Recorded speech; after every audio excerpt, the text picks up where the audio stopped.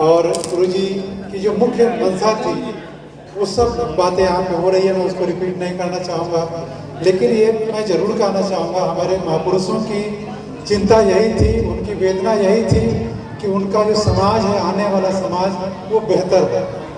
वो हमारी खुशहाली की कामना करते थे, हमारी समृद्धि की कामना करते थे, हमें बेहतर बनाने की कवायद वो करते थे। ऐसे सारे महापुरुषों ने किया था।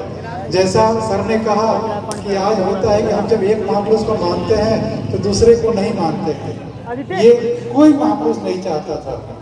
जैसा संत ये कह रहे हैं, भगवान बुद्ध भी कहते थे अत्व दीपो भव, अपना दीपक खुद बनिए, आप अपना प्रकाश खुद कीजिए। संत गुरु रविदास जी कहते थे मन चंगा तो कटौती में गंगा। और बाबा साहब अम्बेडकर ने भी खुद की सेल्फ स्टीम की बातें कही। तो कहीं ना कहीं सब चाहते थे कि हमारी बेहतरी स्थिति हो। और देखिए व्याख्याएं कई होती हैं, भक्ति काल का स्कॉलर होने के नाते मैं जानता हूँ कि वे लोग परलोक को सुधारने की बात नहीं करते थे। हमारे जो गुरु महाराज थे वे परलोक को सुधारने की बात नहीं करते थे, वे इस लोक को सुधारने की बात करते थे।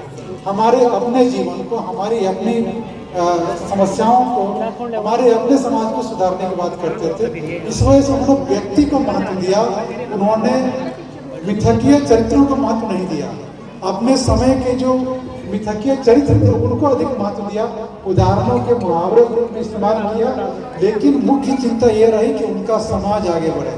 संत गुरु रविदास जी एक ऐसे व्यक्तित्व हैं पूरे भारतीय समाज के, जिन्होंने सबसे पहले जाति की विडंबना पे बात की, जाति की समस्याओं से अवगत कराया, जाति की विडंबनाओं को, जाति के क्या दुष्परिणाम है, जाति के क्या दुष्परिणाम है, इसकी तरफ वो सबका ध्यान आकृष्ट किया। और उसके बाद और भी बहुत सारे विद्वान काम करते रहे। तो ये सारी चीजें जो हुई उनके मन में बस संक्षेप में काफी बात हो गया कि सारी मुक्ति की शुरुआत खुद से होती है, आपसे होती है। जो कहना मन चंगा तो कटौती में गंगा, जिसका मन चंगा है, जिसका मन स्वस्थ है, वही विकसित कर सकता है। आपने सुना नारे लगाते हुए, जो बोले सो निर्भय। भय अगर किसी के मन में नहीं है, किसी के मन में डर नहीं है, तो वही आगे बढ़ सकता है। हमें डर क्या लगता है? डर लगता है हमें कि कोई हमारा साथ नहीं देगा, डर लगता है कि हम कमजोर हैं, डर लगता है कि हम ज्ञानी नहीं हैं, डर लगता है कि हम साधन संपन्न नहीं हैं। तो इतने सारे डर हमारे अंदर समा जाता है कि उस डर के कारण हम अपनी जो सृजनात्मक शक्ति है, हमारी अपनी जो ताकत है, उसका इस्तेमाल नहीं कर पाते। व्यक्ति के अंदर जो ताकत है, उसका जो ज्ञान है, उसका जो अनुभव है, वही ताकत उसको बेहतर बनाता है।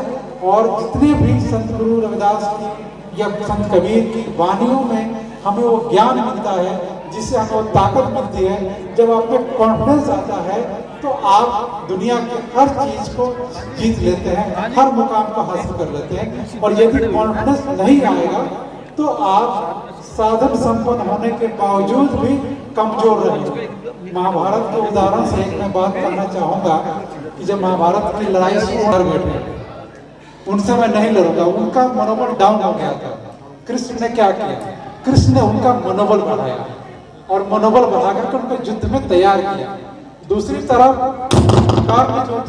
कर्ण जो मारते, उनके सारथी शल्य थे। शल्य जो थे वो अर्जुन के मामा लगते थे। तो जब कर्ण युद्ध में लड़ने को तैयार हुआ तो उनके सारथी शल्य थे, उन्होंने कर्ण से कहना शुरू किया कि तुम तो जीत नहीं पाओगे, तुम्हारे सामने धनुर्धर है, अर्जुन है, उसके सारथी अर्जुन है, कृष्ण है। तो एक में उनको कमजोर करने वालों की बहुत बड़ी भूमिका रही कि जो लड़ने वाले थे उसको प्रोत्साहित नहीं किया, बल्कि उसको कमजोरताओं को, अपनी शक्ति पे, अपनी ताकत पे भरोसा कीजिए। भारतीय संविधान का उल्लेख किया गुरु जी ने। भारतीय संविधान ने वो ताकत दी है कि आप आज के दौर में बदलाव ला सकते हैं। यदि आप छोटे छोटे लालच में, छोटे छोटे लाभ के कारण बड़े विजन को यदि आप तिलांजलि दे देते हैं तो नुकसान आपका होगा, हमारे गुरु महापुरुषों का नहीं होगा। जैसा आपने बताया कि इस जिले में लगभग 600 के करीब अपने मंदिर हैं और भी आसपास के जिलों में भी हैं। जब मैं सुना तो मेरे मन में आया कि जितने अधिक मंदिर हैं उतने अधिक गुट भी होंगे, उतने ग्रुप भी होंगे। ये गलत है।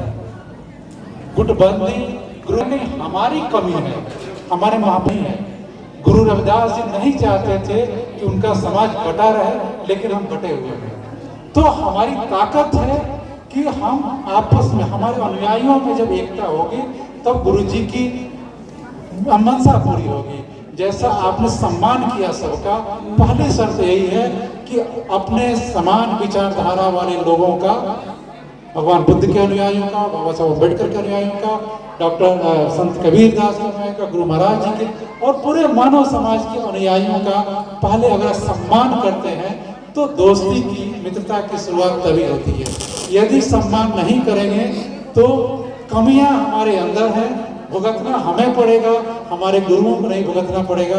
और यदि हम आपस में एक दूसरे का रिस्पेक्ट करते हैं तो ताकत आपकी बनेगी, आपकी ताकत बनेगी। तो जैसा गुरु जी ने कहा कि सरकार भी आपकी बनेगी, और सरकार आपकी बनेगी तो सरकार आपके लिए काम करेगी, किसी बड़े बड़े उद्योगपतियों के लिए काम नहीं करेगी।